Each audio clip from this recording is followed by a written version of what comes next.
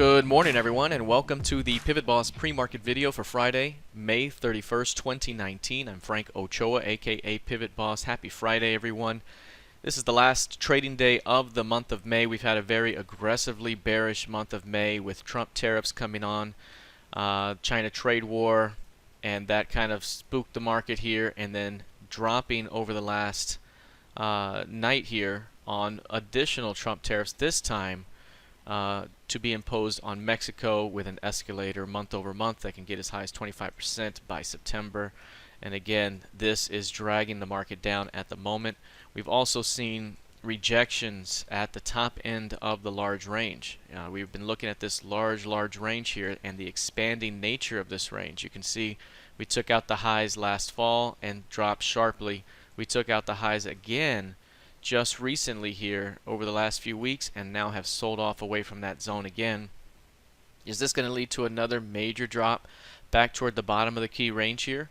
Is it going to lead to new lows? How far is this going to go? And right now there is no signs that we are finding any signs of support here at all. We're not finding support. We're not finding rejections. We are just drilling a hole lower. And so every pullback right now remains a selling opportunity until proven otherwise. We are below the key range low at the moment. And that key range low, the near term right here, the low level is 27.9975. That 2800 level is very, very important. Whenever price can get back above that zone, we may have a bounce that takes us as high as 2880 to 2900. Until then, we're likely headed lower, and every pullback could still be a selling opportunity as this thing continues downward toward 27.19 and perhaps that 27.0375 key level. If we take a look at the NQ, you'll see here again, very, very bearish month so far. Selling pressure throughout the month. We are now below the key range of that 70 to 90. Again, given the trajectory that we're seeing right now, any pullback could still be a selling opportunity for a continuation lower. If you look here, we were looking at this midpoint to begin the month. Given the uptrending market here, I mentioned that this would offer a buying opportunity, but if we can't hold that midpoint, we drop to this low, and we did. We made that midpoint resistance and dropped another leg, and now if you look here, whenever today finishes the day, we will have our new pivot range for the upcoming month, and you can see that it's lower value. So we have a lower value relationship, which means any bounce to begin June would likely be a selling opportunity for new lows as we approach 7K and perhaps even get back to the 6700 level. So right now the trajectory still remains lower or down. Any pullback into the trigger zone and the pivot range could still offer a selling opportunity over the next week of trading.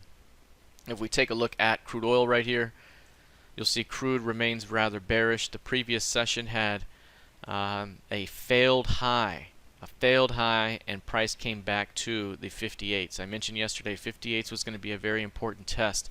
If price could hold 58, we could see a bounce back up towards 60, 61, maybe even back to 64s. But I mentioned if we break through 58s, that opens up much more weakness into 55s. We have now dropped into 55s already in overnight trading, and we are bouncing out of 55s at the moment. 55s are impressive as support, and so this could finally lead to a decent bounce. Very similar to the market here, we have a lower value relationship developing for next month, so any bounce could come into this pivot range and could still be seen as a selling opportunity unless 55s can continue to hold.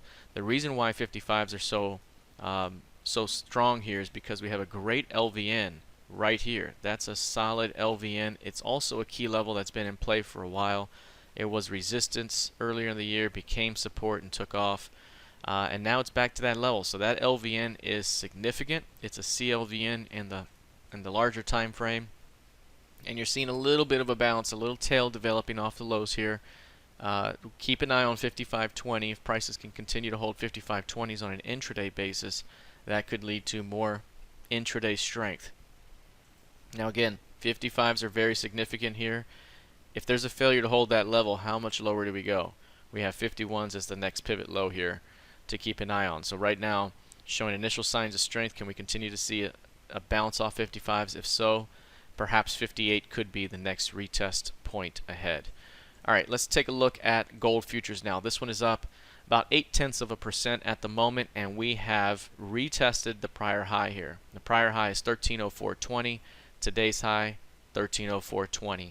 That's something we've been talking about for a while now, is that this market had not been able to break above a prior pivot high, and even now, not pushing above it but hitting it. This all started when we started to see very clear support off 1270, and we started to see a pattern of higher lows. An outside day yesterday took value bid, and now we've squeezed higher. This appears ready to see a major breakout, and perhaps it's happening now. This is what I mentioned yesterday. It's going to take above 1305 to really confirm this thing, but I mentioned if we start to get above 1290, 1295, that could be an early indication of strength, and we're already seeing that. Any pullback could still be a buying opportunity early in June for a continuation up.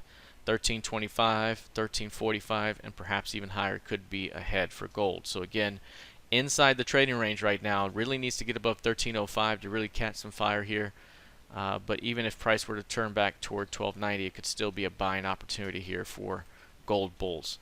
All right, that is it for now. We'll see how this plays out heading into the weekend. Good luck, trade well.